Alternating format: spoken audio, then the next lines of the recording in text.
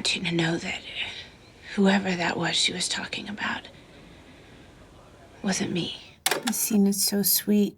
This movie means so much to people, and I haven't watched it in full. I haven't seen this scene in, 20 years. I see why people like it. Hello, I'm Jennifer Garner, and today I'm gonna be rewatching some scenes from throughout my career. Bibbidi boppity boop.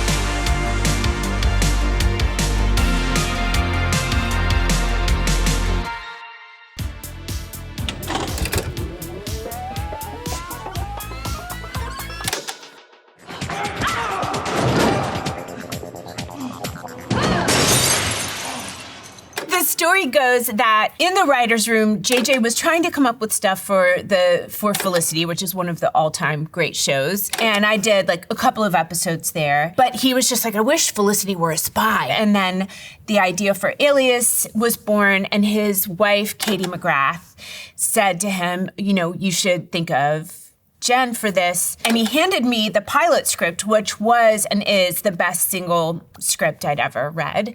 And he said, you're still gonna have to audition. I mean, I wrote this with you in mind, but you have to audition. So I went to the Yellow Pages, because this was 27 years ago. I just looked up the biggest ad near where I lived for martial arts. And so I started taking karate class with like 5 and 6 year olds.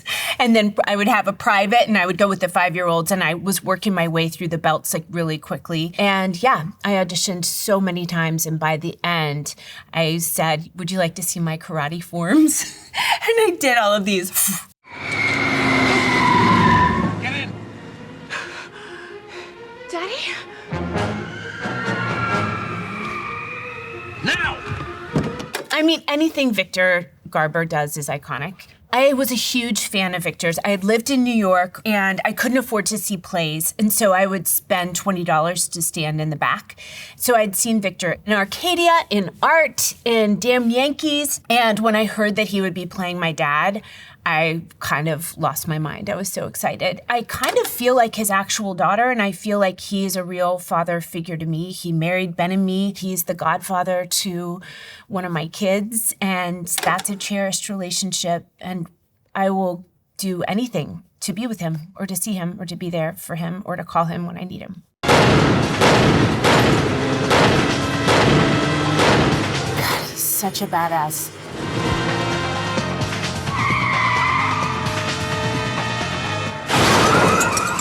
Just seeing him drive and knowing what a horrific driver he is. I mean, he's a New Yorker, like, forever. And I know he can drive, but that couldn't have been him. I don't remember, but there's no way that was Victor. I mean, obviously, on a television show and an ongoing show, you often hear people talk about how they become family because you're in the trenches with people and the hours are so crazy, and you've heard all of those stories, and not to belabor them. But in this case, it was all of that times 1,000. We were trying to do something so ambitious, and that took a lot of time. I mean, it was also back when we were using film, and so we had to wait and change the mag, and the lighting was much more complicated than it is now and took a lot more time to do. And every time there was downtime while they were changing lights or a camera angle, I was off to the side working on a language or a fight. It was a very, very intense experience for me. And they were my whole world, the cast and crew, and they still are. I mean, I work with still the same costumer, driver, stunt double, stand-in from day one of Alias. All these years later, we just wrapped a movie and we've been together. We're a little band that's gone together for the past 25 years. Thinking about them makes me feel like I am gonna cry. You leave tonight. I've arranged a flight to France with a connection to Switzerland. You'll be red flagged at customs, so I've given you new papers. I thought you sold airplane parts. I don't sell airplane parts. I never sold airplane parts. Okay, donk! Oh, that's the best part. I don't sell airplane parts. I never sold airplane parts. It's just a line that I remember that I say all the time that nobody gets the reference to, but I chuckle to myself. Alias was so far outside of anything I had done. No one had thought of me for action. No one had thought of me for a tough role. Playing Sydney changed me as a person. I walked differently after I played Sydney. I just had so much more comfort in the job. So much had been asked of me. It was like boot camp for acting in a way. And I think it just made me more brave all around to have gone through something like that particular series. And it comes up in my life, personal life, absolutely all the time. My kids have never really watched it. And then I showed them an episode because someone had said something about, what is the line with Francie that's really famous? Like, Francie doesn't like coffee ice cream. And they asked me, and I said, can I just show you that episode? And they were like, Mom, that's so cool. And it is. It's something I'm so proud to be a part of it.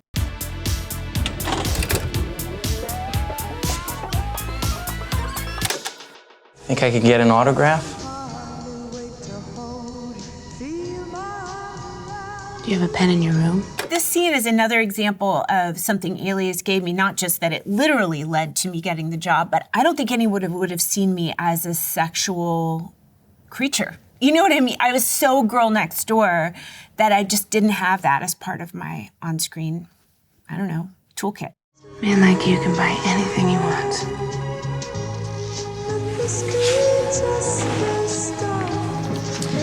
He buys a deck of cards at the hotel gift shop. Well, I was shooting Alias, and Steven and Kate were fans of the show, and they added this scene in so they could offer it to me, which was so nice. It was in the book, and it wasn't in the original script, and they added it in. And I just remember we had one day to shoot it, because I worked every day.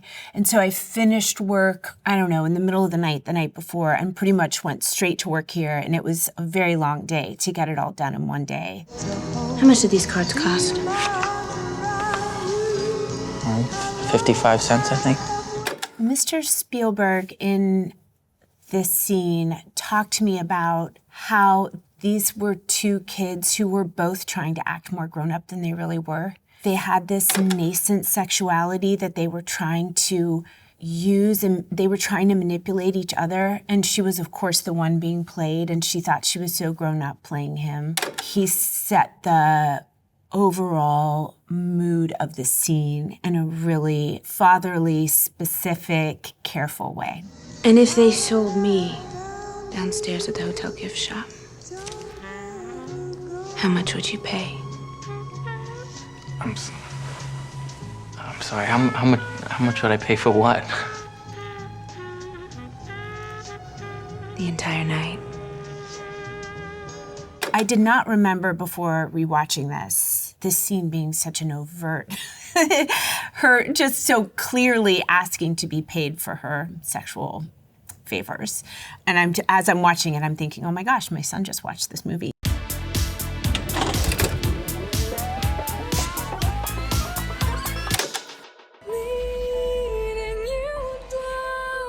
When I hear Evanescence, I 100% imagine that initial starting on the floor and coming up. I feel like I might have come up with that way into the scene, because it's just a dance move, isn't it? But I just remember hearing it probably 1.5 million times that night. I mean, rewatching the scene, I can see why I'm associated with that song and why it is part of me. And yeah, that was a very long night.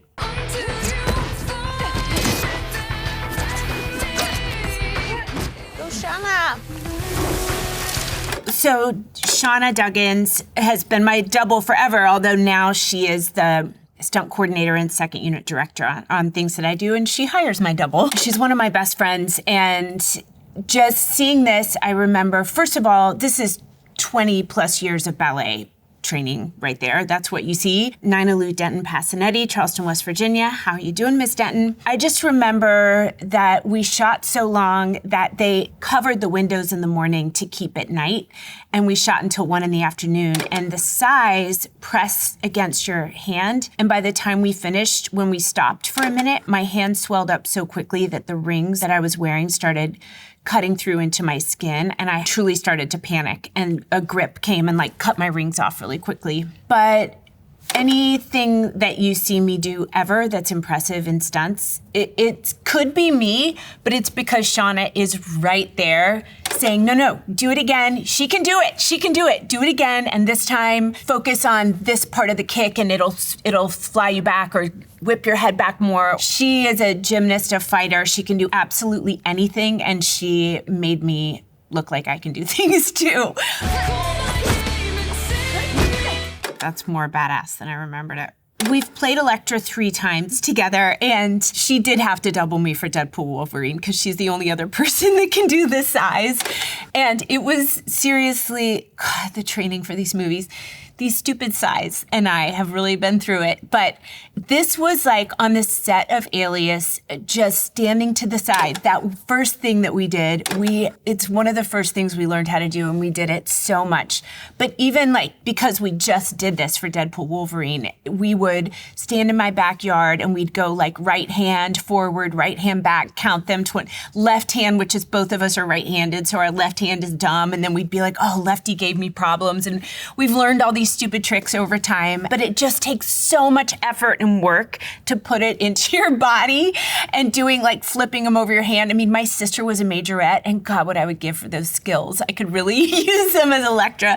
But as far as like kicks, Shauna would meet with me on Daredevil. We worked every day before work because we shot that movie all in nights. Anyway, we've trained a lot together.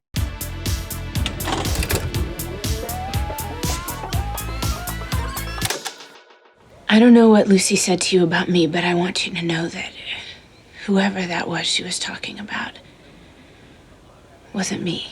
This scene is so sweet. This movie means so much to people, and I haven't watched it in full. I haven't seen this scene in, 20 years. I see why people like it. Oh, I just think of our director, Gary Winnick, who died, he had brain cancer.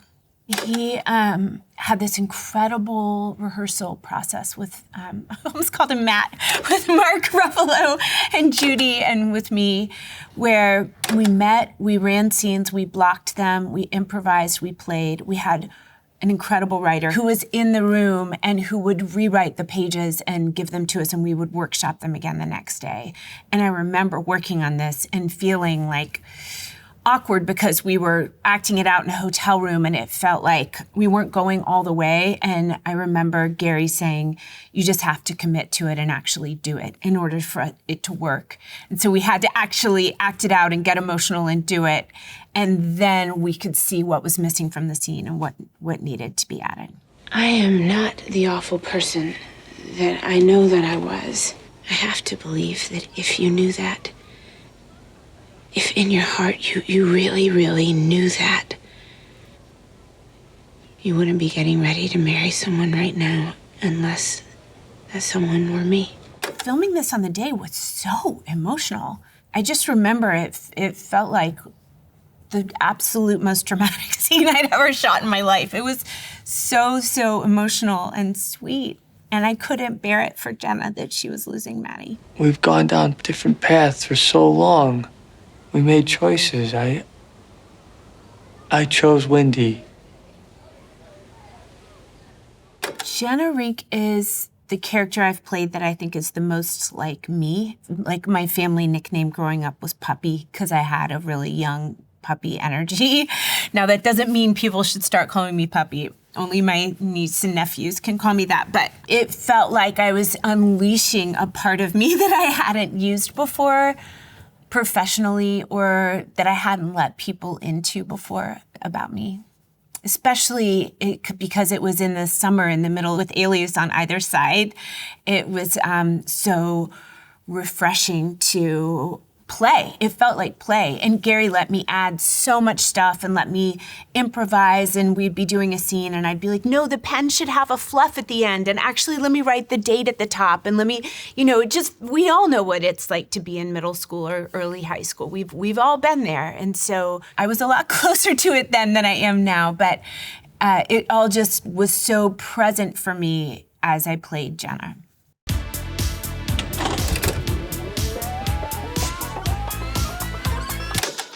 As soon as you came out, you said, Mom, I'm still me. You are still you, Simon. You are still the same son who I love to tease, and who your father depends on for just about everything.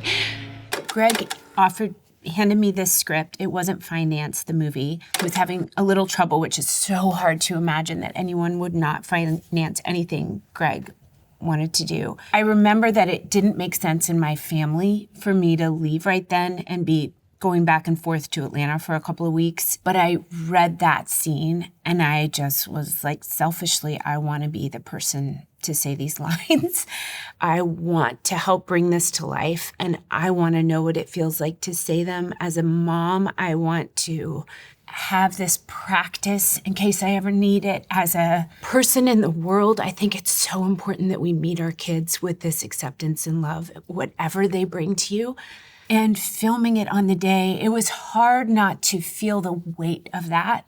I felt like it was really important. And it has been. I think it is the most important scene I've ever shot. It's the one that comes up the most when people have me alone in private. Or I always say it's flight attendants who, slip me a note about it on a napkin, or people who say, hey, I need to tell you this scene in this movie helped my mom and me have this conversation. And I'm so grateful to Greg for giving me the chance to play this mom, and to Nick for offering me such a beautiful scene. But you get to exhale now, Simon. You get to be more you than you have been in a very long time. I mean, Greg Berlanti, whoa. Jeez.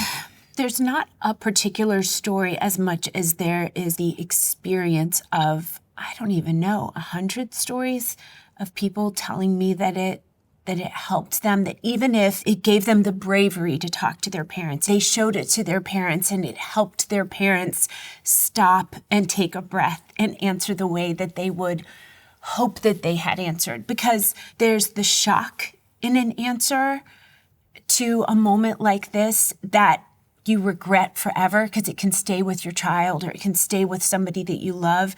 And then you're both operating from that place. You feel defensive. You wish you hadn't done it. They carry that hurt.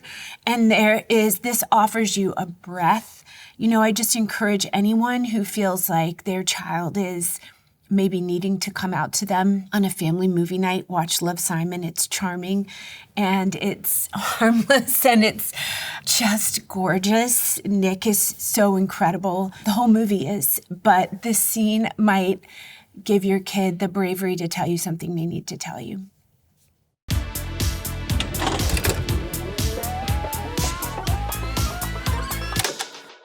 Rayon came to the hospital on his own. And got dragged out in a goddamn garbage bag. He was my friend, too. It makes me wish for Jean-Marc Vallée and the work that he still had left to do in his beautiful life. It reminds me how much I loathed watching Matthew and Jared waste away. Oh, this was a painful movie to make. God, I had a front row seat to some incredible performances. I remember walking out of the hair and makeup trailer and waiting for Jared to come down the stairs of the trailer because I just wanted to be there in case he passed out on the way down. He was going to Whole Foods after work and smelling broccoli. I don't know how he did it. He just didn't eat. Matthew had done a very disciplined diet that was maybe 500 calories a day or something, but it started with tapioca in the morning, and then he would have a can of tuna kind of broken up, but it was very specific, and it was truly awful to see, especially because there was no money, so craft service was like a box of donuts, and you could smell them, and I just remember being like, somebody move the donuts away from these guys, and Matthew's emotions were so close to the surface. I remember us shooting a scene sitting on steps inside somewhere, and the emotion of this scene hit him, and it was so enormous he could hardly even contain it. And it wasn't like it wasn't written in, it wasn't supposed to be. He was just, everything about him was paper thin, making that movie. We had made Ghost of Girlfriend's Past together before that, and we're friends. And so coming into it, it was just like I was seeing a ghost of somebody that I'd known. Oof.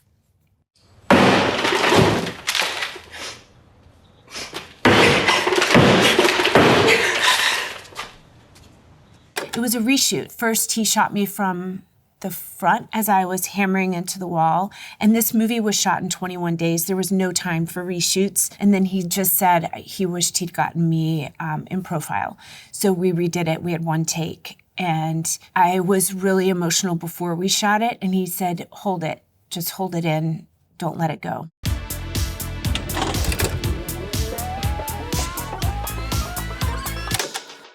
never have I ever had my own kid throw up in my mouth. Me? I did. That's me. Oh my God. I saw it. I saw it with my eyes. No. I can't Into your mouth? Into her mouth. I can taste it. I love those ladies so much. Aren't they great? Don't you just love them? Don't you just see Regina Hall and want to kiss her on the face? And Darcy Carden and Chloe and Gemma. Oh, gosh, I love doing this show.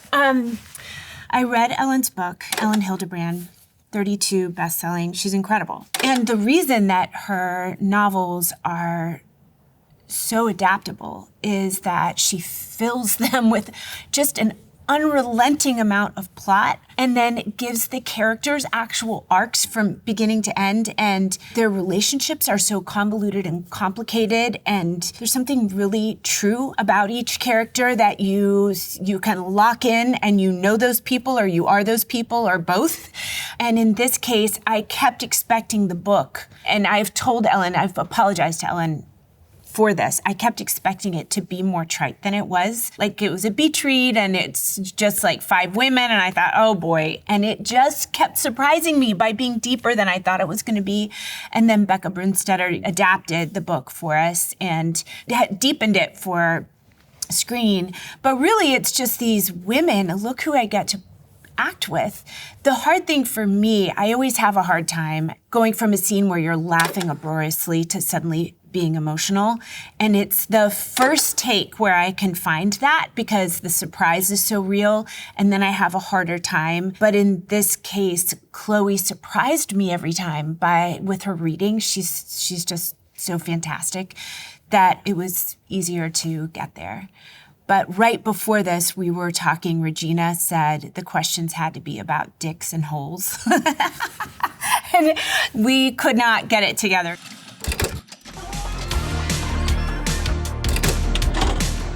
Thank you so much for watching.